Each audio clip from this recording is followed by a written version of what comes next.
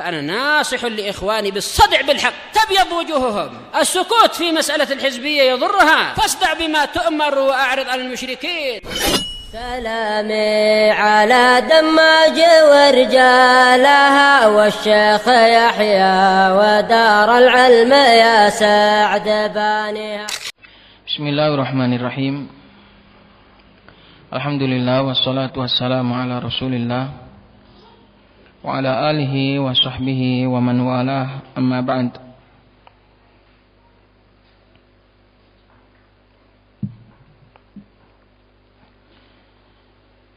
Kemarin sudah kita ambil tentang khabar, macam-macam khabar.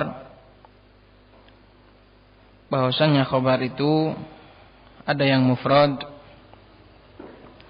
dan ada yang ghairu mufrad. Ada yang satuan kata, ada yang susunan kata, alias jumlah.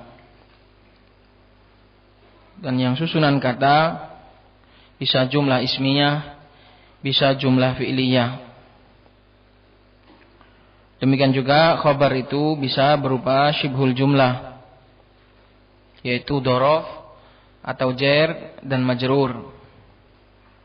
Tapi apabila kita teliti, apabila kita telisik lagi kepada hakikatnya, khabar yang berbentuk syibhul jumlah ini kembalinya kepada mufrad, karena sebenarnya yang menjadi khabar adalah muta'allaqnya, bukan jar majrur atau dhorof yang dia itu adalah muta'alliq. Jadi khabar, bab khabar yang termasuk pembahasan yang penting dalam ilmu nahwu, karena dia termasuk umdah, mubtada dan khabar. Bahwasanya khabar macam-macam, ada yang mufrad satuan kata, ada yang ghairu mufrad bukan satuan kata, yaitu bisa berupa jumlah atau syibhul jumlah. Tapi pada syibhul jumlah, yaitu jar dan majrur atau dhorof, ini apabila diteliti lagi, maka yang menjadi khabar sebenarnya adalah muta'allaqnya. Karena semua jar majrur dan semua dhorof itu adalah muta'alliq, alias keterangan, menerangkan sesuatu yang diterangkan, yaitu muta'allaq. Maka tolong bahasa muta'alliq dan muta'allaq ini tolong diingat betul. Apa itu muta'alliq dan apa itu muta'allaq. Jadi perhatikan contohnya seperti Zaidun fiddari. Zaid itu di rumah. Maka secara dhahir fiddari menduduki tempatnya khobar, karena Zaidun adalah mubtada, sedangkan tidak ada yang lain, susunannya cuma itu, dan itu sudah cukup. Kalau ada orang bilang Zaidun fiddari, ini sudah dihukumi kalam, sudah dihukumi kalam, dan sudah faham, sudah difahami, sudah sempurna. Mafhum? Kalimat Zaidun fiddari ini sudah sempurna, sudah difahami, dan dia sudah kalam. Maka kalau demikian, maka kita butuh kepada khobar, karena situ ada mubtada Zaidun, sementara khobarnya enggak ada. Maka kita butuh kepada khobar. Oleh karena itu fiddari ini secara kasat mata, secara dhahir dia itu menduduki tempatnya khobar. Tapi kalau mau diperiksa, sebenarnya yang menjadi khobar bukanlah fiddari, melainkan fiddari adalah muta'alliqun. Maka di sana ada muta'allaqun, pasti ada muta'allaq. Sedangkan mana muta'allaqnya? Kita ketahui kemarin muta'allaq itu harus berupa fi'il atau sesuatu yang menjadi pecahan fi'il. Maka enggak mungkin Zaidun sebagai muta'allaq yang diterangkan, enggak mungkin. Maka di sana jelas ada muta'allaq yang tersembunyi. Itu. Maka tergantung yang disembunyikan ini. Kalau yang disembunyikan ini adalah mustaqirun isim, Zaidun mustaqirun fid dari, Zaid itu berada di rumah. Maka ini khobarnya adalah mustaqirun, dan mustaqirun adalah mufrad. Karena dia adalah satuan kata. Maka kembalinya kepada khobar mufrad. Lain lagi kalau kita takdirkan muta'allaqnya adalah fi'il. Zaidun istaqarra fid dari.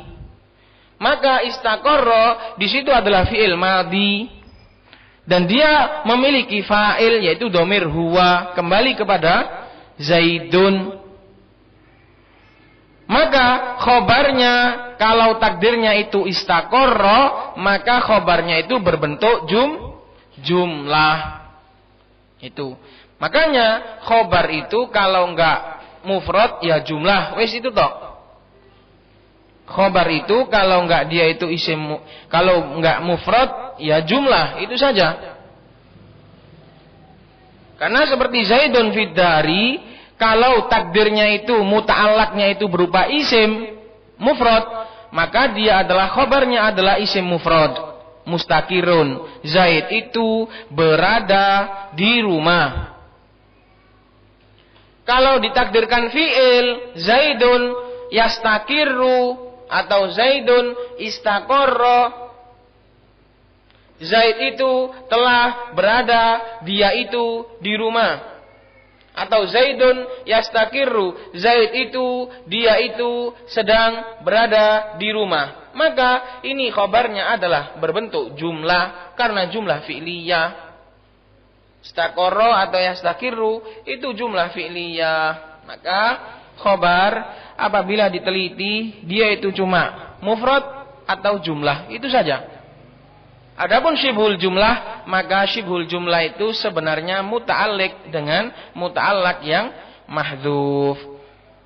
Itu tolong difahami. Kemudian insya Allah kita hari ini akan mengulas lagi, insya Allah akan saya ulas lagi tentang muta'alliq dan muta'allaq supaya kita lebih paham. Jadi tolong diingat lagi bahwasannya apa kaedahnya, rumusnya adalah apa? Seluruh dhorof dan seluruh jar dan majrur itu pasti muta'alliq, pasti menerangkan. Karena dia adalah keterangan, fungsi, tugas, dan jabatannya jar dan majrur atau dhorof itu cuma sebagai tugas.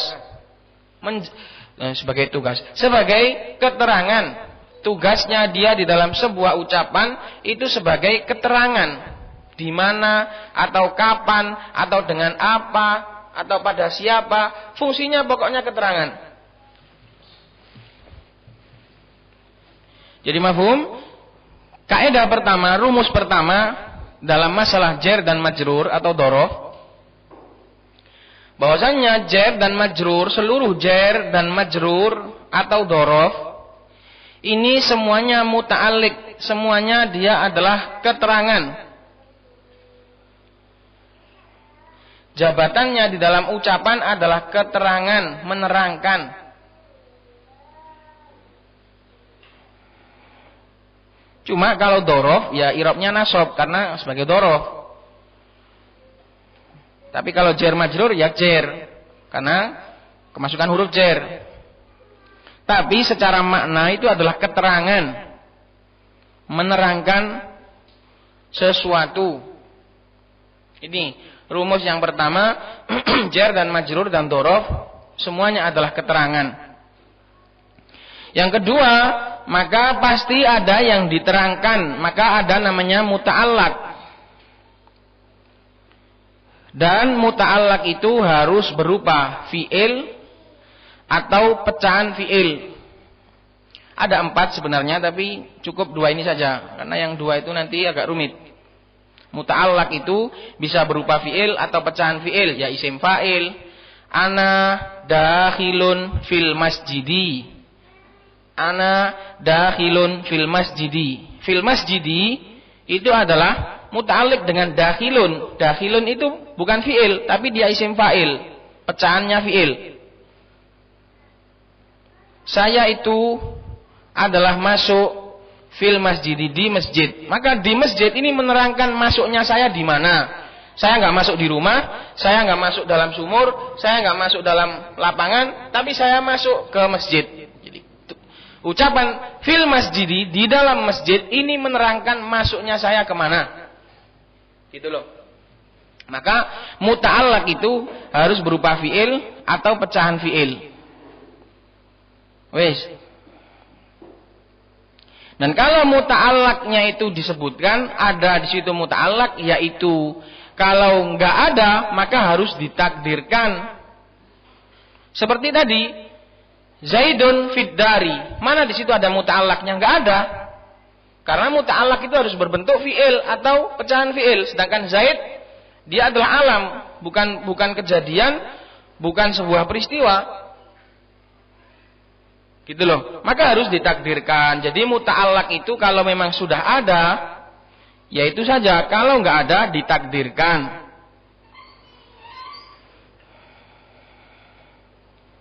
Kemudian di sana ada beberapa contoh untuk muta'allaq. Contohnya yang pertama, seperti darabtu Zaidan bil aso. Saya memukul Zaid dengan tongkat. Maka bil aso ini muta'alliq dengan apa? Menjelaskan apa? Mana fi'il yang dijelaskan? Mana yang diterangkan mana?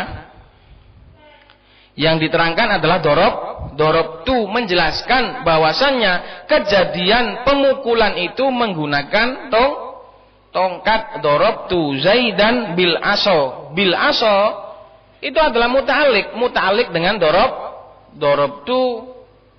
Pokoknya semua i'rabnya jar majrur itu adalah muta'alliq. Darabtu Zaidan bil aso.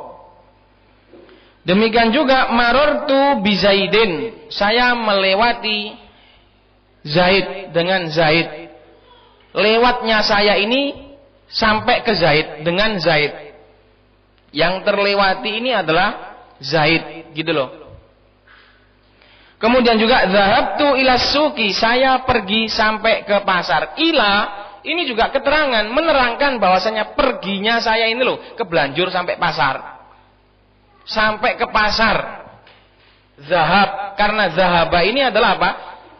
Lazim dia, bukan mutaaddi. Saya pergi, zahabtu, gitu saja sudah cukup, nggak butuh maf'ul.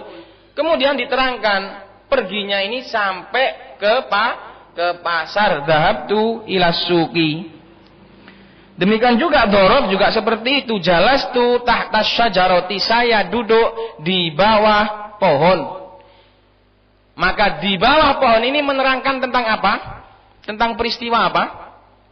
Peristiwa duduk. Sekarang saya tanya, ada pertanyaan. Ra'aitul hilala fauqas sahabi. Saya melihat hilal, bulan hilal itu di atas awan. Nah, di atas awan ini keterangan untuk apa? Untuk hilal atau untuk ra'aitu? Ayo. Ra'aitul hilala fauqas sahabi. Saya melihat hilal di atas awan. Nah, ini di sini nih. Di sini ini nanti insya Allah sampean paham apa fungsi keterangan. Ayo, dipikir dulu. Jangan asal jawab. Ra'aitul hilala fauqas sahabi. Saya melihat hilal di atas awan. Nah, ini loh fungsi keterangan itu nampak di sini. Ayo, memahami. Latihan belajar bahasa itu harus mau memahami hakikatnya. Jangan asal dijawab. Ini loh fungsi bahasa itu di sini. Memahami omongannya wong itu dek kene.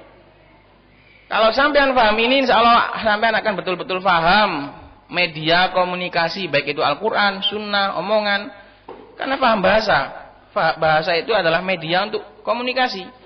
Difahami, saya melihat hilal di atas awan.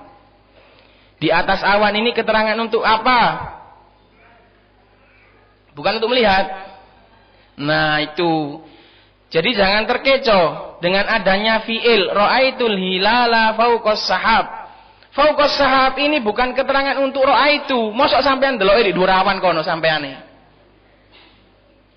Gitu loh ya ikhwah. Jadi jangan terkecoh kalau ada fi'il. Memang kalau jar majrur, kalau memang secara gampangnya itu dia kalau ada fi'ilnya yang sudah disebutkan, dia muta'alliq dengan yang disebutkan itu, tapi kan harus dikembalikan kepada maknanya. Kalau fauqas sahab, di atas awan ini kita jadikan keterangan bagi ra'aitu, berarti sing delok iku mau numpak pesawat di dhuwur awan kono deloke, saya melihat hilal, saya melihatnya itu di atas awan. Nah gitu. Maka fauqas sahab ini adalah keterangan untuk lah hilal enggak fi'il, bukan makna fi'il, berarti nah, ayo yang jawab hilal juga ternyata belum dapat jawabannya. Sudah hampir benar. Ingat tadi kaedahnya, sudah dikasih kaedahnya. Kalau ada, yaitu kalau enggak ada berarti harus ditakdirkan. Gitu loh. Karena itu kita jadikan keterangan untuk ro'a itu enggak mungkin, karena yang melihat enggak mungkin leren menek awan bisian, enggak mungkin, ya kan? Dia kan enggak mungkin menjadi muta'alliq bagi ro'a itu kan enggak mungkin. Maka satu-satunya dia itu harus menjelaskan tentang hilalnya. Hilalnya itu berada di atas awan, maka di sana harus ditakdirkan. Ra'aitul hilala mustaqirron, sebagai hal berada di atas awan. Hilalnya itu loh berada di atas awan, bukan saya yang melihat, bukan kejadian melihatnya itu di atas awan. Itu pentingnya keterangan itu di situ. Keterangan ini harus dilihat, yang diterangkan ini apanya gitu loh. Melihatnya kah ataukah keberadaan bulannya yang di atas awan itu? Jangan di asal saja. Paham? Nah, inilah dengan contoh ini insya Allah kita akan paham apa fungsinya keterangan di dalam sebuah kalimat. Maka di sana ditakdirkan ra'aitul hilala mustaqirron. Karena itu ada kaidah jar majrur atau jumlah kalau jatuh setelah isim ma'rifah jadi hal.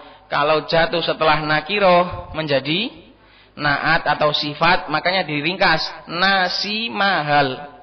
Nasi nakiro sifat, mahal ma'rifah jadi hal.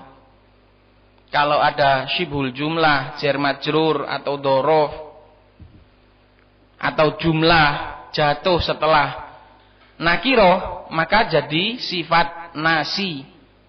Kalau jatuh setelah ma'rifat maka jadi hal, mahal, nasi mahal. Tuh.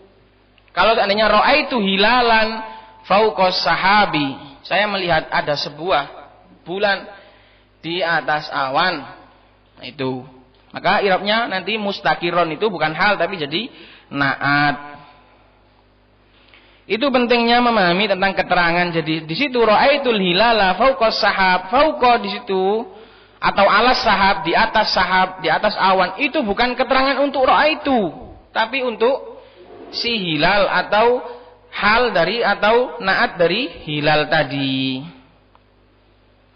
Sekarang kalau saya balik, ra'aitul hilala fil masjidi, saya melihat hilal di masjid. Ini keterangan untuk apa? Ra'aitul hilala fil masjidi. Kok lama jawabnya? Ra'aitul hilala fil masjidi. Ini hilal beneran, bukan hilal Pak Hilal, bukan. Hilal beneran. Saya melihat hilal di masjid. Keterangan untuk apa? Untuk ra'aitu kalau ini gitu loh. Mafhum? Jadi itulah pentingnya keterangan. Semua jar dan majrur atau semua dhorof itu pasti muta'alliq Dan muta'alaknya mana? Ya dilihat, dicari yang diterangkan itu apa, gitu loh. Kalau ra'aitul hilala fauqas sahab, maka dia keterangan untuk hilalnya, keberadaan hilalnya. Kalau ra'aitu al-hilala fil masjidi, maka jelas dia adalah keterangan untuk ra'aitu, karena nggak mungkin bulan hilal itu berada di masjid. Itu loh. Atau ra'aitul qamara atau ra'aitul hilala ba'dal isya.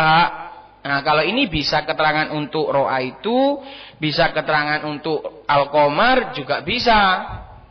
Bebas kalau ini. Saya melihat bulan setelah isya. Bisa keterangan menjelaskan tentang melihatnya itu setelah isya, atau bisa memang menjelaskan bulannya itu baru terlihat setelah isya. Maka harus diperiksa, harus diteliti. Ini menjelaskan tentang apa. Jangan sembarangan asal ada fi'il kemudian berarti muta'alik dengan ini. Enggak mesti. Lihat kemana dia menerangkannya.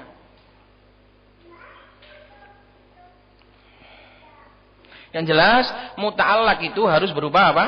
Fi'il atau pecahannya fi'il, isim masdar, isim fa'il, isim maf'ul. Ana madrubun bil aso, saya dipukul dengan tongkat. Bil aso muta'alliq dengan madrub. Bahwasanya mukulnya itu pakai apa? Keterangannya pakai tongkat. Itu antum silakan cari di mana saja, diamalkan ini, dipraktekkan. Lihat huruf jer atau dorof di mana saja, cari muta'alaknya mana. Latihan mencari muta'alak namanya ini. Latihan mencari mana yang diterangkan. Ini insya Allah bermanfaat sekali, menjadikan seorang itu faham betul fungsi bahasa, yaitu faham makna. Bukan asal secara lafaz saja, tapi juga faham makna.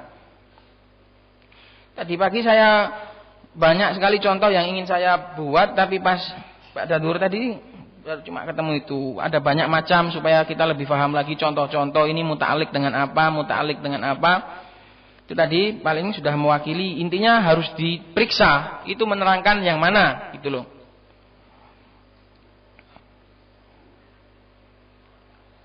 Jadi intinya harus dicari muta'alaknya ini yang pas itu yang mana, yang diterangkan ini apanya, apakah itu kejadiannya ataukah bendanya. Ini perlu dicari. Itulah fungsinya jar dan majrur dan dorof itu muta'alliq. Tapi kalau dorof itu biasanya orang-orang nggak disebut muta'alliq. Kenapa? Karena dia sudah punya i'rab nasab. Itu maf'ul fih biasanya. Kalau dorof itu bisa maf'ul fih. Cukup penjelasan tentang jar majrur. Pokoknya ingat ya, jar majrur pasti muta'alliq dan pasti ada muta'allaq. Muta'alaknya mana? Sekarang bismillah. Bismillah dengan nama Allah. Ini muta'alliq. Muta'alaknya mana? Mahdzuf, ditakdirkan. Terserah mau ditakdirkan aktivitas apa. Kalau mau membaca ya akra'u. Kalau mau makan ya akulu. Kalau mau menulis ya aktubu. Maka yang diterangkan, menulisnya menggunakan bismillah. Meminta bantuan dengan nama Allah, makannya menggunakan bantuan dengan nama Allah, mau tidurnya menggunakan nama Allah, tergantung. Itu fungsinya muta'alliq. Semua huruf jar pokoknya, semua huruf jar. Semuanya adalah keterangan. Dan yang diterangkan bisa mazkur, bisa disebut, atau mahdzuf, bisa disembunyikan. Nanti masih ada rincian lagi, ada yang disembunyikan secara wajib, ada yang disembunyikan secara boleh. Pokoknya yang diterangkan itu harus berupa fi'il atau pecahan fi'il alias aktivitas. Alias aktivitas, bukan benda, bukan nama-nama yang jamid, tapi aktivitas. Kalau aktivitasnya itu umum, sekedar berada, maka wajib disembunyikan, karena sudah biar nggak manjang-manjangin omongan, biar nggak memperpanjang omongan. Kalau aktivitasnya umum, kalau aktivitasnya khusus, Nah, itu terserah. Seperti pada bismillah, itu aktivitas khusus. Bismillah itu adalah kaun khos, aktivitas khusus. Terserah itu bentuknya membaca, atau mau tidur, atau mau makan. Tapi disembunyikan boleh karena sudah diketahui. Paham? Taib, qala al-musannif rahimahullahu taala babaru nawasikhul mubtada'i wal khabari. Setelah kita belajar tentang fi'il fa'il, naibul fa'il, mubtada dan khabar, kita mulai akan belajar tentang nawasikh alias penghapus, yang menghapus, nasikhun yang menghapus hukum mubtada dan khabar. Nawasikhul mubtada'i wal khabar, yaitu yang menghapus adawat atau benda-benda atau hal-hal yang menghapus hukum mubtada dan khobar.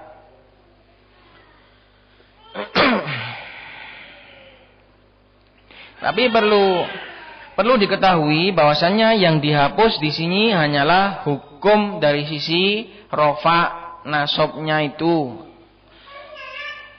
Kalau masalah makna tidak berubah, tidak banyak berubah. Ingat, yang dihapus di sini hanyalah hukum i'rabnya. Adapun masalah makna ini enggak dihapus, paling ditambah. Jadi tetap kalau masalah makna ini tetap subjek tetap jadi subjek, predikat tetap jadi predikat. Mubtada itu kan subjek, khobar itu kan predikat, tetap subjeknya tetap mubtada, khabarnya tetap.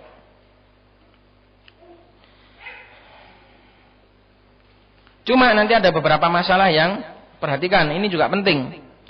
Qala babul awamili ad-dakhilati 'alal mubtada'i wal khabar, bab amil-amil yang bisa masuk kepada mubtada dan khabar. Padahal mubtada sendiri itu sudah amil. Mubtada sendiri itu sudah amil, tapi masih bisa dimasuki kata yang lain. Amil-amil yang masuk kepada mubtada dan khabar. Wahiyya salasatu asya. Ini ada tiga. Ini ada tiga macam, yaitu kana wa akhawatuha, kana dan saudari-saudarinya. Wa akhawat dihukumi wanita karena diambil dari kata. Kana wa akhawatuha. Wa inna wa akhawatuha, dan inna dan juga saudari-saudarinya. Wa donantu wa akhawatuha. Dan juga donantu, saya mengira. Saya mengira ini bisa masuk kepada mubtada. Zaid itu berdiri. Kemasukan donantu, saya mengira Zaid itu berdiri. Nah gitu. Kemudian kana juga artinya adalah. Inna artinya sesungguhnya. Ini. Jadi ini adalah nawasikh namanya, yang menghapus hukum mubtada dan khobar. Hanya menghapus dari sisi i'rab, bukan menghapus dari sisi makna. Dan perhatikan bahwasannya di sana ada masalah.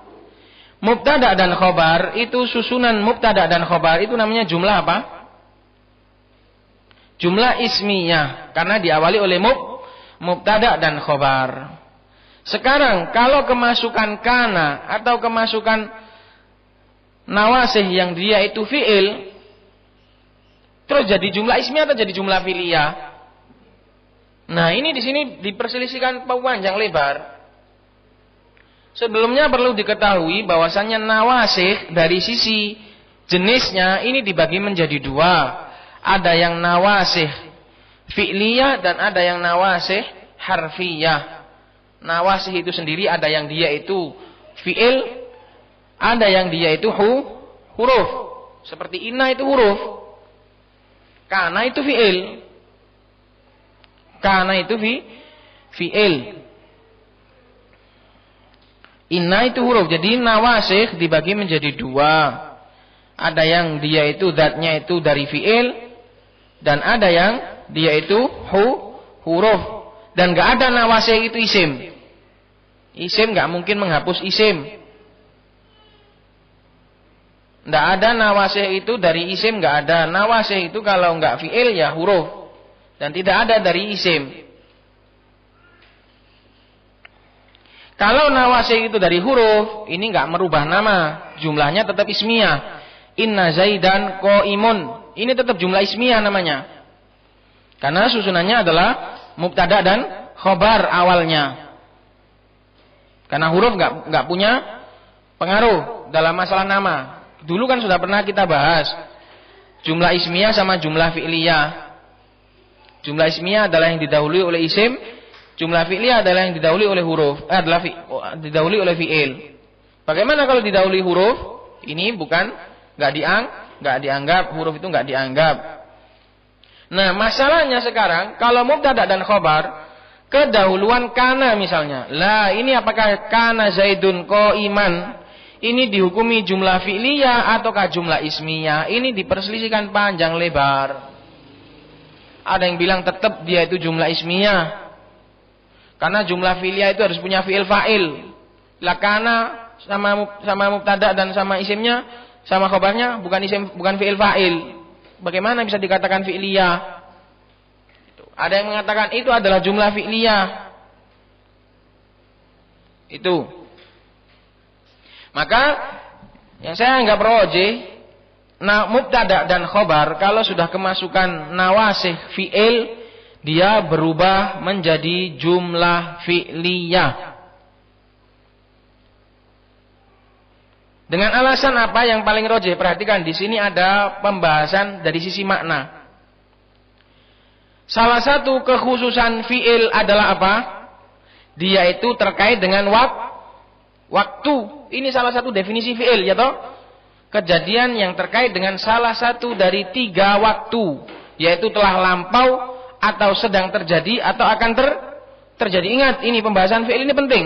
Ini untuk membedakan nanti omongan ini berbau waktu atau enggak, itu nanti kelihatan.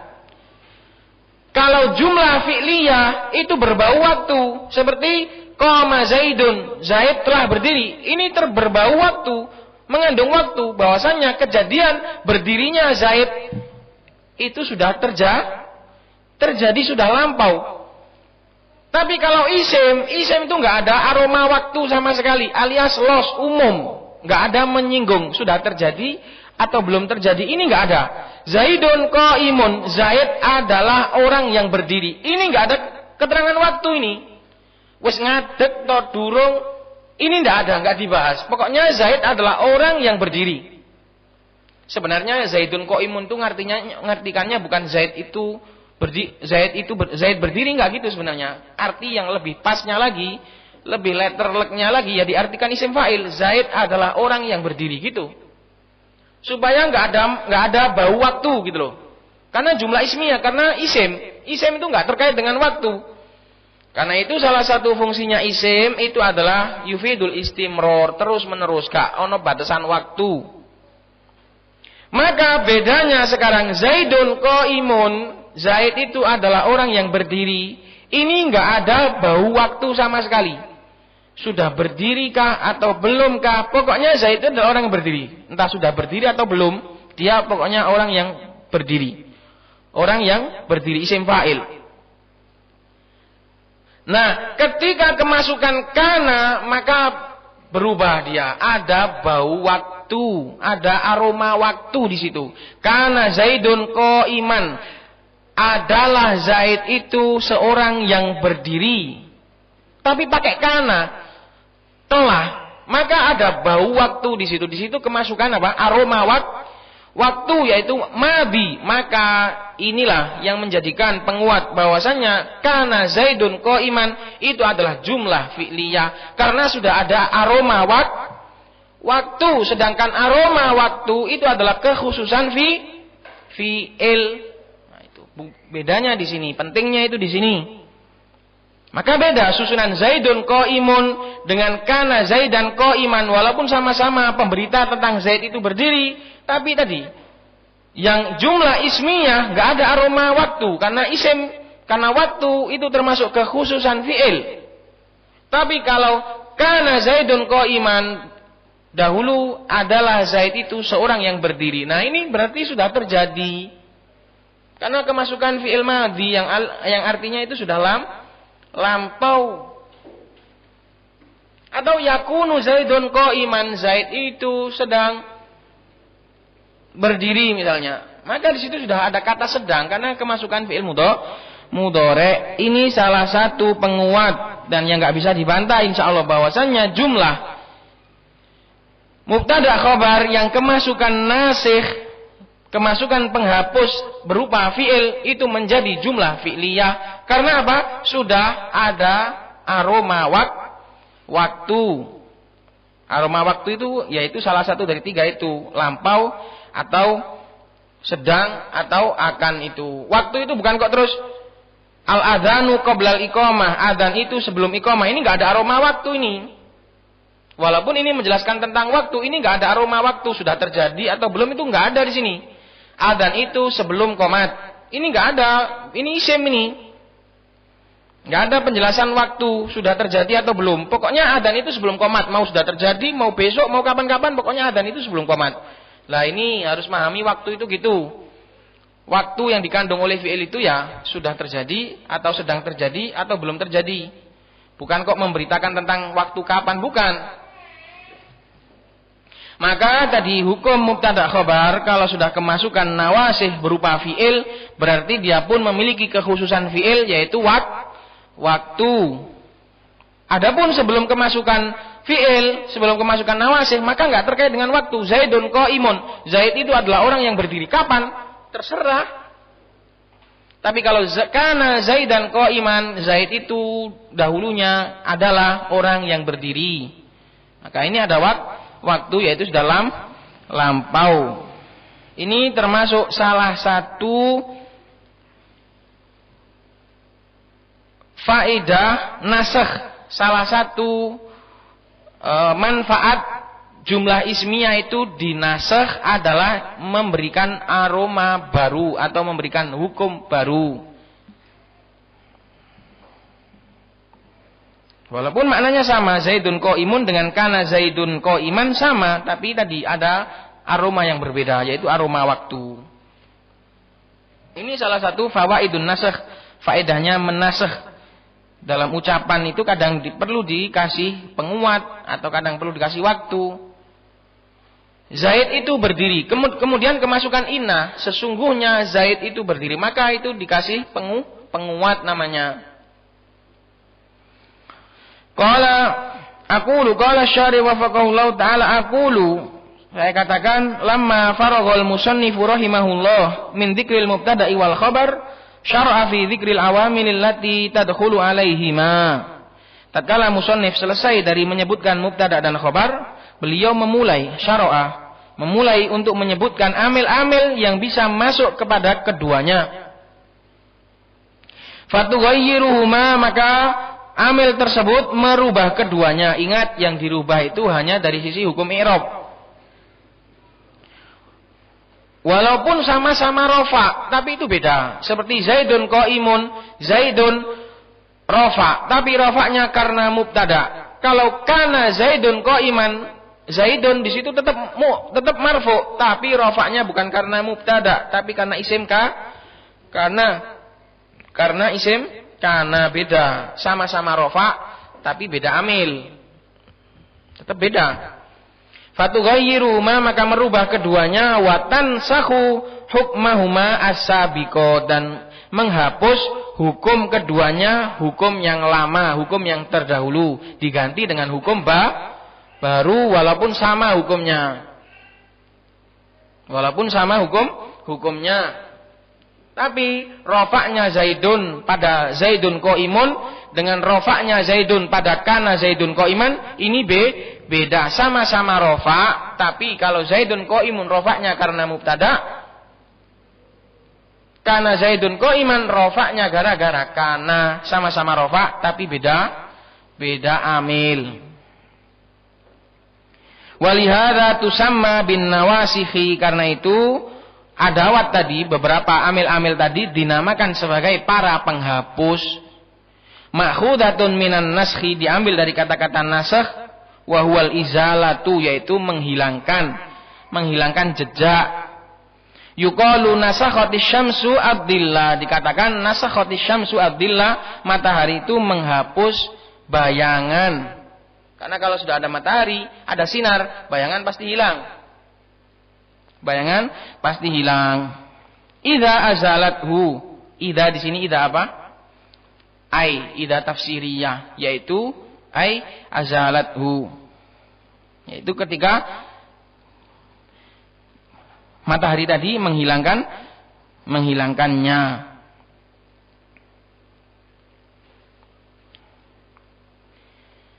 Li'annaha tuzilu hukmal mubtada, karena amil-amil tadiha, kembali kepada amil-amil tadi, menghilangkan hukum mubtada wal khabar, wa tuthbitu lahuma hukman akhar, dan menetapkan bagi keduanya hukum yang baru. Status yang lama dihapus diganti dengan status yang baru. Kalau status yang lama sebagai mubtada, status baru sebagai isim kana, isim inna, atau maf'ulnya donantu, isimnya donantu, itu. Wa tanqasimu hadhil awamilu min haitsul amal, dan amil-amil ini terbagi dari sisi amal, dari sisi amalan. Amalannya ada yang merofakkan atau menasobkan atau yang menasobkan. Ini terbagi menjadi 3 ila salasati aksam. Kalau tadi kepada jenisnya terbagi menjadi berapa? 2, yaitu fi'il sama huruf jenis amilnya. Tapi kalau jenis amalnya ada 3, yaitu kalau jenis amalannya, jenis pekerjaannya ada 3. Kalau jenis amilnya, jenis sidianya ada 2. Ada yang fi'il, ada yang huruf. Tapi kalau jenis pekerjaannya ada 3. Al-awwal ma yarfa'ul mubtada'a wa yansibul khabaro. Yang pertama yang merofakkan mubtada dan menasobkan khabar. Wa huwa kana wa akhwatuha, yaitu kana dan para bolo-bolonya, para saudari-saudarinya. Maka kalau mubtada khabar kemasukan kana, mbok dirubah. Jarang sekali kana, sering sekali kadang ibu-ibu masih sudah kemasukan kana, tetap masih rofak dua-duanya. Kananya enggak dianggap. Wa hadzal qismu kulluhu af'alun, dan amil jenis ini semuanya adalah fi'il. Kana beserta saudari-saudarinya semuanya adalah fi'il. Nahu kana Zaidun mujtahidan, adalah si Zaid itu orang yang bersungguh-sungguh. Aslinya Zaidun mujtahidun, mubtada khabar. Tapi karena kemasukan kana, sedangkan kana itu tugasnya itu untuk merofakkan isim dan menasobkan khabar, maka mujtahidunnya dipaksa untuk nasob, mujtahidan. Ini tugasnya kana. Tugas amil yang pertama yaitu merofakkan isim dan menasobkan khabar. Atsani yang kedua, ma yansibul mubtada'a wa yarfa'ul khabaro. Kebalikannya ini. Kana kebalikannya inna. Menasobkan mubtada dan merofakkan khabar. Aksal awal, lawan dari awal, lawan dari kana. Misinya bertentangan. Misinya inna, menasobkan isim, merofakkan khabar. Misinya kana, merofakkan isim, menasobkan khabar. Wahwa inna wa akhwatuha, ini adalah kelompoknya inna dan juga saudari-saudarinya. Wa hadzal qismu kulluhu huruf. Yang memiliki misi ini semuanya adalah huruf. Inna beserta saudara-saudarinya semuanya adalah huruf. Nahwu inna Zaidan mujtahidun. Aslinya apa?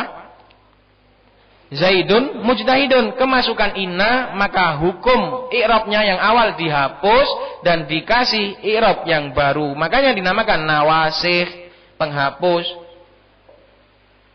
Dalam bahasa Indonesia juga ada, tapi enggak ada pengaruh dari sisi i'rab, karena bahasa Indonesia enggak punya i'rab. Zaid itu adalah orang yang bersungguh-sungguh. Sesungguhnya Zaid itu adalah orang yang bersungguh, tetap sama. Tapi dalam bahasa Indonesia enggak ada pengaruh i'rab. Qala tsalits yang ketiga, ma yansibul mubtada awal khabar ma'an. Misi yang dia itu menasobkan mubtada dan khabar kedua-duanya sama, bersama-sama nasab semuanya. Wa huwa donantu wa akhwatuha, dia adalah donantu dan juga saudari-saudarinya. Wa hadzal qismu kulluhu af'al, ini juga sama, semuanya adalah fi'il. Karena itu cuma ada 2, fi'il atau huruf. Nahwu donantu Zaidan mujtahidan. Saya mengira Zaid itu bersungguh-sungguh, ternyata tidak. Ini nawasikh namanya. Jadi mubtada khobar itu kalau dalam bahasa Arab itu bisa kemasukan amil lagi. Amilnya ada 3, kadang bisa dinasobkan, ada yang dirofa, ada yang dinasabkan dua-duanya. Ini namanya nawasikh, penghapus alias penghapus i'rab, bukan penghapus makna. Maknanya tetap sama. Bedanya cuma ditambahi subjek tetap subjek, predikat tetap predikat di sini. Baik, itu tadi beberapa fawaid. Semoga bisa difahami dan bisa diingat dan bisa diamalkan. Subhanakallahumma bihamdik asyhadu an la ilaha illa anta astaghfiruka wa atubu ilaik. Untuk PR-nya sudah bisa dikerjakan. Cari fa'il, naibul fa'il, mubtada,